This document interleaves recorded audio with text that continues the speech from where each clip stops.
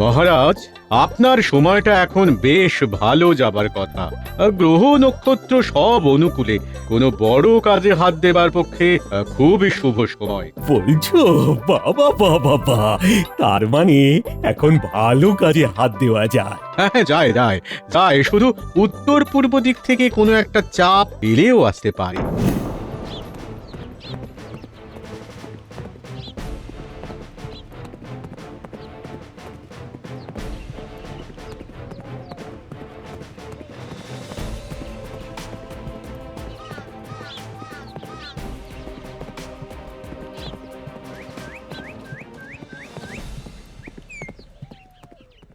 মহারাজ, মুর্শিদাবাদ থেকে নবাব বাহাদুরের দূত আপনার সাক্ষাৎ প্রার্থী।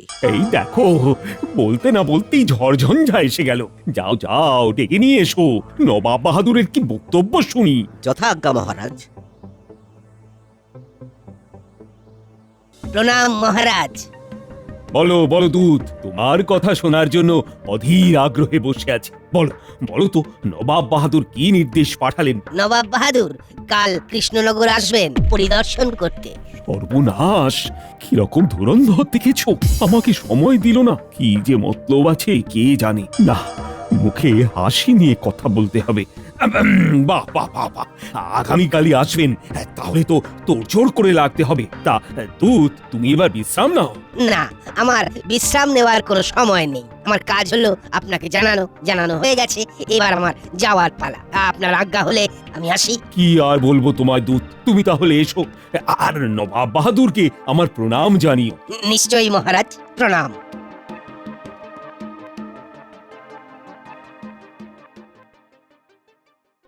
গোপাল, দেখলে তো আমার কেমন ফাটা কপাল।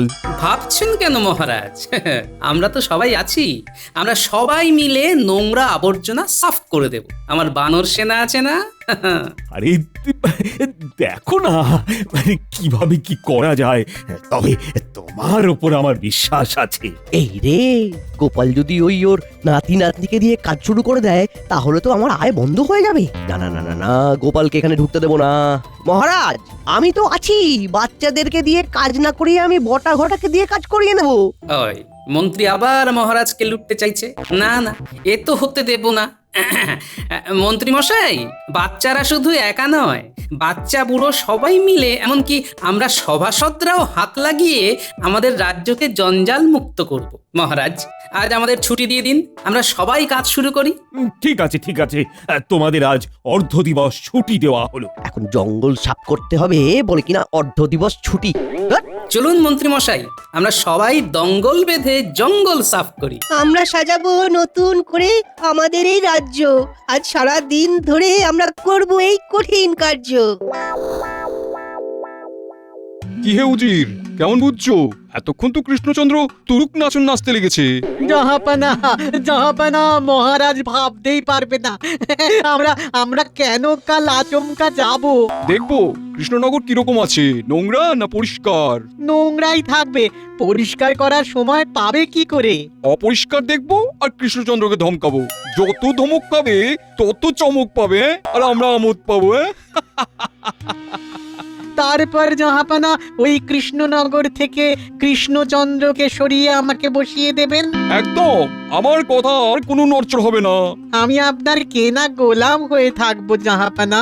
এখন কৃষ্ণচন্দ্র ছটফট করছে, খালি ভাবছে কাল কি হবে, কাল কি হবে।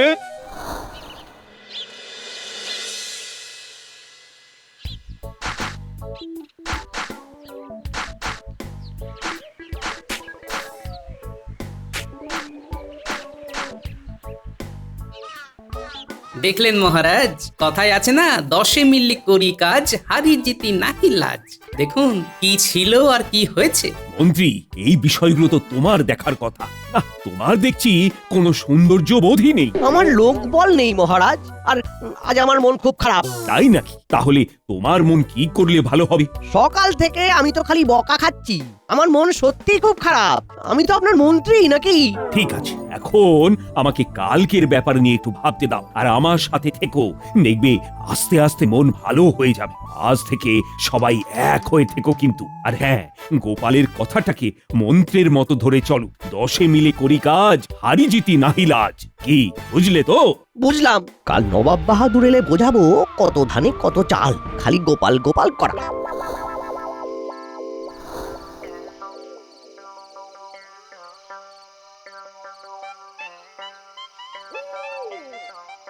উফ, আজ গায়ে গতরে খুব ব্যথা হয়েছে, খুব খাটাখাটনি হয়েছে। অগিন্নি, দাও তো দেখি নারকল মুড়ি আর শরবত। বলি চোখে কি দেখতে পাও না? দেখছো তো সন্ধ্যে দিচ্ছি।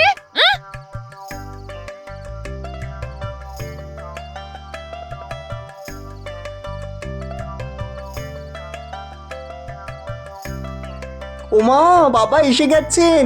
যাই আমি টুক করে পেনামটা করি। কতদিন পরে দেখা।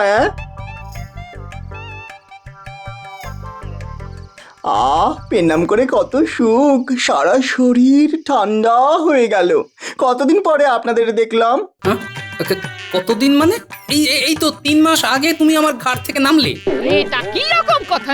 বলি ভালো কথা মুখে আসে না না? 5টা নয় 10টা নয়, একটা মাত্র জামাই। বাবা, ওই 3টে মাস না আমার কাছে 3 বছরের সমান। আমি যে কি হারাচ্ছিলাম বুঝতেই পারছিলাম না। তাই আজ দুপুরে চলে এলাম টুকুস করে। বাবা বলুন, ভালো করিনি? খুব ভালো করেছো বাবা। এটা তোমার নিজের ঘর, যখন মন চাইবে তখন আসবে। উফ, কি আদিক্ষেতা। রোজগার তো করতে হয় না শ্বশুর মশাইয়ের লঙ্গরখানা খোলা। তা আমার দিকটা দেখা হবে না নাকি? আপনাকে কি করতে হবে সেটা বলুন না বাবা, আমি তো আছি। আমার গায়ে গতরে খুব ব্যথা, বুঝলে? একটু দলাই মালাই করে দাও দেখি। আর গিন্নি, দাও দেখি আমাকে নারকল মুড়ি। আমি ঘরে যাচ্ছি। চলো বাবা জীবন, আমাকে দলাই মালাই করবে, চলো।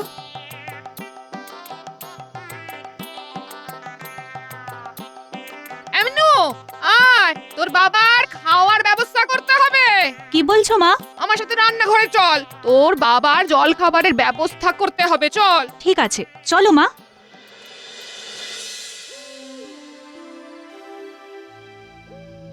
রাত অনেক হয়েছে মহারাজ, এবার বিশ্রাম নিন। চিন্তায় ঘুম আসছে না রানী। ও, কাল যে কি হবে। কিছু চিন্তা করবেন না মহারাজ, সব ঠিক হয়ে যাবে। সময় সব ঠিক করে দেয় মহারাজ। তার চেয়ে বড় কথা, মনে রাখবেন মহারাজ, আপনার গোপাল আছে। সেটা আমি সব সময় মনে রাখি, কিন্তু এখন যেটা হয়েছে সেটা খুব বিপদের। নবাব বাহাদুর কি অভিপ্রায় হঠাৎ কৃষ্ণনগরে আসছেন সেটাই বুঝতে পারছি না। আচ্ছা, শুধুই কি আমাকে বিপদে ফেলা? যদি নবাব বাহাদুর বিপদে ফেলবার জন্যই আসেন, তবুও তিনি আপনার কিচ্ছু করতে পারবেন না মহারাজ। হ্যাঁ, বলছো রানী? তাই যেন হয়, তাই যেন হয় বাবা।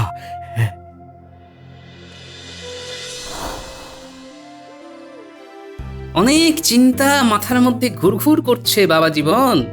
অনেকক্ষণ ধরে দলাই মালাই করছি। কেমন লাগছে বাবা? ও, তুমি এতক্ষণ আমাকে ওই দলাই মালাই করছিলে? আমি তো ভাবলাম আমাকে কে যেন সুরসুরি দিচ্ছে। যাকে যাই হোক, কিছু তো একটা করছিলে, ভালো। এবার কিছু শোনো। বাবারে, এবারে শুনতে হবে? আমি ভাবলাম আপনার ঘুম এসে গেছে, এবার আমি যাব। কোথায় আর যাবে? এসেছে তো আমার ঘরে। এবার দুদণ্ড বসো, কিছু সুখ দুঃখের কথা আলোচনা করি। আজ আর পোড়া চোখে ঘুম আসবে না। কেন বাবা, ঘুমের কি হলো? সব নবাব বাহাদুর নিয়ে নিয়েছে। মনে হয় মহারাজও না ঘুমিয়েই রয়েছে, বুঝলে? একটা দারুণ চাল চলেছেন নবাব বাহাদুর। সে কি নবাব বাহাদুরের চাল? না জানিয়ে হঠাৎ নবাব বাহাদুর কেন আসছেন, এটা তো আমি ধরতে পারছি না। কালকে আপনার সাথে আমি থাকতে পারি? ঠিক আছে, তাই থেকো। বলি সবাইকে তোমার মতো আকাশের তারা গুনে রাত কাটায়, হ্যাঁ? আর কিরকম বেআক্কেলে মানুষ, জামাইকে দিয়ে এত রাত পর্যন্ত গা হাত পা টেয়ে পারে। যাও বাবা, তুমি বিশ্রাম নাও। আসলে তোমার মাতা ঠাকুরানী কিঞ্চিত ঈর্ষা কাতর হয়ে পড়েছেন। এই তুমি আমার সেবা করলে, এই সেবাটা তো উনি আর নিতে পারছেন না, তাই আফসোস। যাও যাও বাবা জীবন, তুমি শুয়ে পড়ো, যাও। কি বললে? তুমি যেটা শুনলে। কৃষ্ণচন্দ্র, তোমার কাজকর্ম কিরকম চলছে সেটা সরেজমিনে দেখতে এলাম। তা কিরকম দেখছেন নবাব বাহাদুর? কি উজির, কিরকম দেখছো? দেখা তো সবে শুরু জাহাপানা। এখন তো অনেক কিছু দেখা বাকি। কি কি দেখা বাকি আছে তার একটা ফর্দ করে এনেছেন তো? কেন ফর্দ লাগবে কেন? মা, হয়তো কোনোটা দেখা হলো না, নাতিকে ফিরে গেলেন, পরে মনে পড়লো, তখন মনের কোণে আরো কত জায়গায় ব্যথা বেদনা হবে। ঠিক বলেছে বাবা জীবন। হ্যাঁ, ঠিকঠাক দেখে নেওয়াটা খুব জরুরি। এই বাবা জীবনটা কে গোপাল? আগে উনি আমার অর্ধাঙ্গিনীর বটবৃক্ষ নবাব বাহাদুর। কি বললে? অর্ধাঙ্গিনীর বটবৃক্ষ? সেটা কি? বাবা বাবা, বেশ জব্দ করেছে নবাব বাহাদুরকে। আগে বটবৃক্ষ হলো বট গাছ, আর বট গাছ এমন একটা গাছ যে গাছে সবাই আশ্রয় নেয়। থামো তুমি, আমাকে বট গাছ নিয়ে জ্ঞান দিচ্ছ? আমি জানি বট গাছে ছায়া সবাই বসে, এ আর নতুন কি? কিন্তু অর্ধাঙ্গিনীর বটবৃক্ষ মানেটা কি? ওই যে বলেন ছায়া, বট গাছের ছায়া, যে বট গাছ ছায়া দিয়ে আমার অর্ধাঙ্গিনীকে বড় করে আমার হাতে তুলে দিয়েছেন, আমিও তারই ছায়ায় আছি। আরো গুলিয়ে গেল জাহাপানা। তুমি খুব হিয়ালি করে কথা বলো। ভালো ভালো ভালো, আমি বুঝেছি, গোপাল তোমার শ্বশুর হয়। হ্যাঁ নবাব বাহাদুর। জাহাপানা, আমরা দেখতে এসেছি, কথা শুনতে নয়। হ্যাঁ হ্যাঁ, ঠিকই বলেছো, আমরা তোমার রাজ্যে ত্রুটি বিচ্যুতি দেখতে এসেছি। চলো দেখাও দেখাও। বিচ্যুতি কিছু কি পেয়েছেন নবাব বাহাদুর? বিচ্যুতি তো পেতেই হবে জাহাপানা। চলুন তো এবার নদীর ধারে। হ্যাঁ ঠিক বলেছো উজির, এই নদীর ধার দেখতে হবে। চলো কৃষ্ণচন্দ্র, তোমার নদীর ধার দেখবো। চলো চলো। নবাব বাহাদুর কি চাইছে সেটাই তো বুঝতে পারছি না। নবাব আর উজিরের মতিগতি তো ভালো দেখছি না। ওরা কোনো না কোনো উপায়ে মহারাজকে ছোট দেখাতে চায়। দেখি নবাব বাহাদুর আপনারা কত দূর যেতে পারেন। খেলাটা বেশ জমে গেছে, আমাকে নবাব বাহাদুরের পাশে দাঁড়াতে হবে।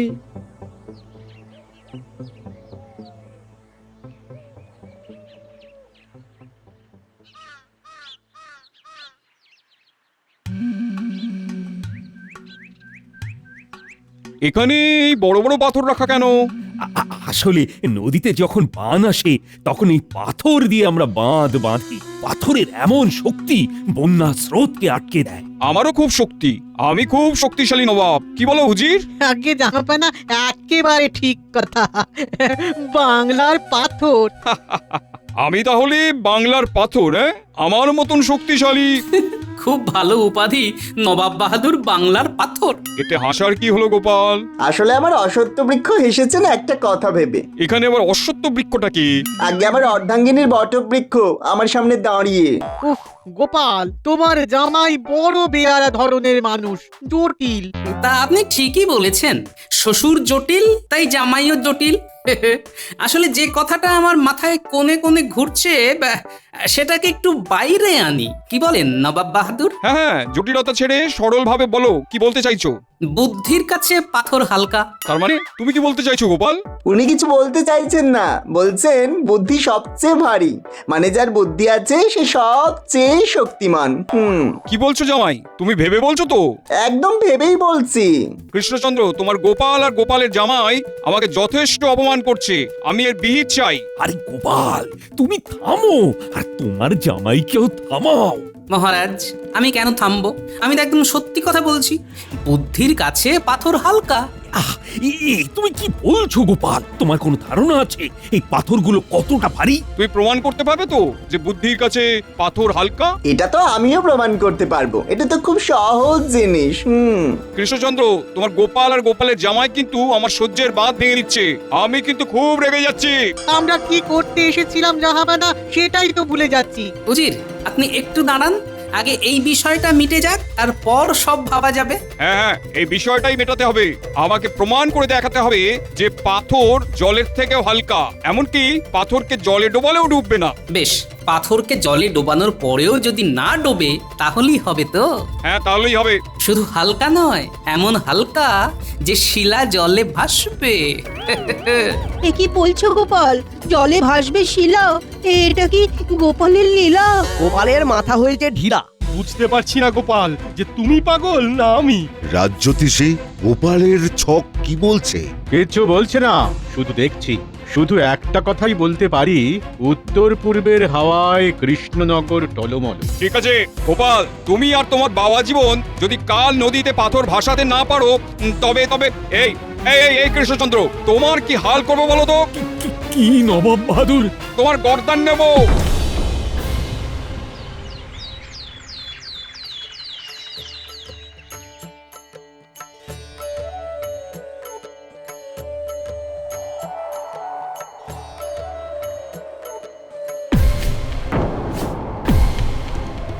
এ কি হলো? এ কি অমঙ্গল! দাসী, দাসী, মহারাজের কি কোনো বিপদ হলো? কি হয়েছে? কি হয়েছে রানীমা? কি হয়েছে? কি হয়েছে? দাসী, কোথাও কিছু নেই। হঠাৎ দমকা হাওয়া দিল, প্রদীপ নিভে গেল। মহারাজের কি কোনো বিপদ হলো?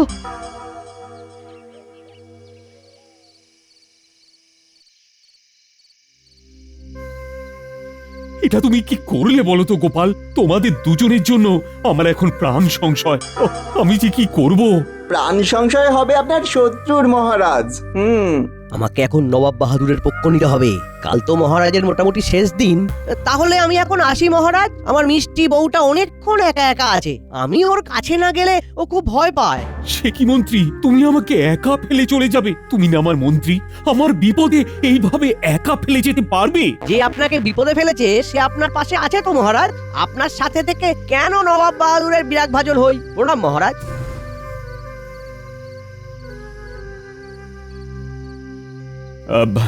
আর যার যার যাবার আছে তারা আমাকে ছেড়ে চলে যেতে পারো। না না না, আমি আর কিছুই মনে করব না। মহারাজ, চন্দ্র সূর্য যদি সত্যি হয় তবে এটাও সত্যি, বুদ্ধি সব থেকে ভারী।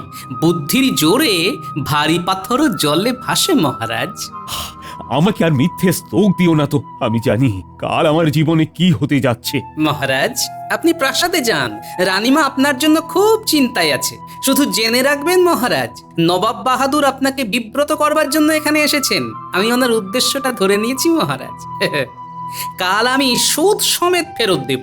রানীমার আশীর্বাদ আমার মাথায় আছে যে। জয় হোক তোমার গোপাল, তোমার হাতেই রয়েছে দাঁড়িয়ে কৃষ্ণনগরের কপাল।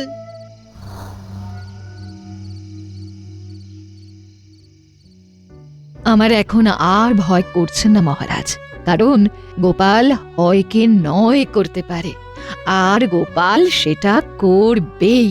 হ্যাঁ, তুমি এতটা নিশ্চিত যে গোপাল পারবে? পারবেই। আমার সিঁথির সিঁদুর গোপাল ঠিক রক্ষা করবে মহারাজ, দেখবেন।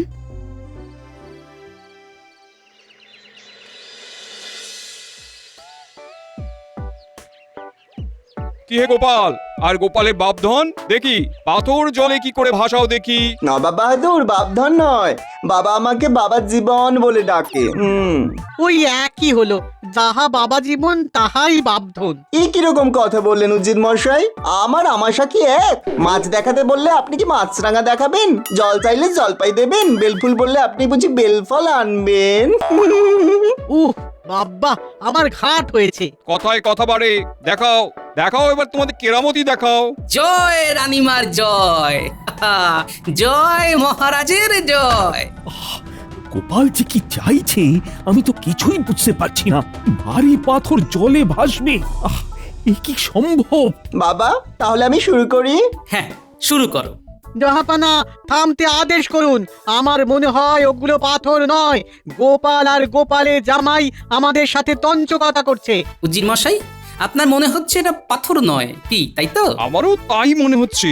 ওগুলো কাঠ, আর তাতে কালো রং করা।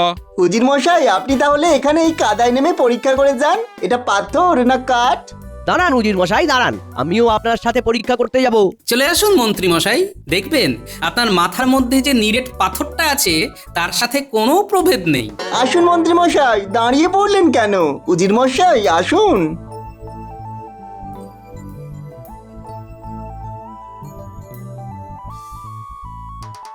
না জাহাপানা, পাথর। ব্যাস হয়ে গেছে, এবার জলে ভাসাই। হ্যাঁ, এসো গো পুটির বাবা, পুটি, ন্যাপলা, গুলটে, সেনাপতি, তোমার দলবল, পাথরটাকে ঠেলতে হবে তো।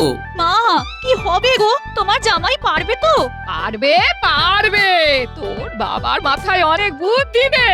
তোর বাবা বুদ্ধির চাষ করে। হ্যাঁ, নিশ্চয় কিছু একটা কল কবজা করেছে। হ্যাঁ, নাও, জোর লাগিয়ে হেইয়ো, পাথর ঠেলো হেইয়ো।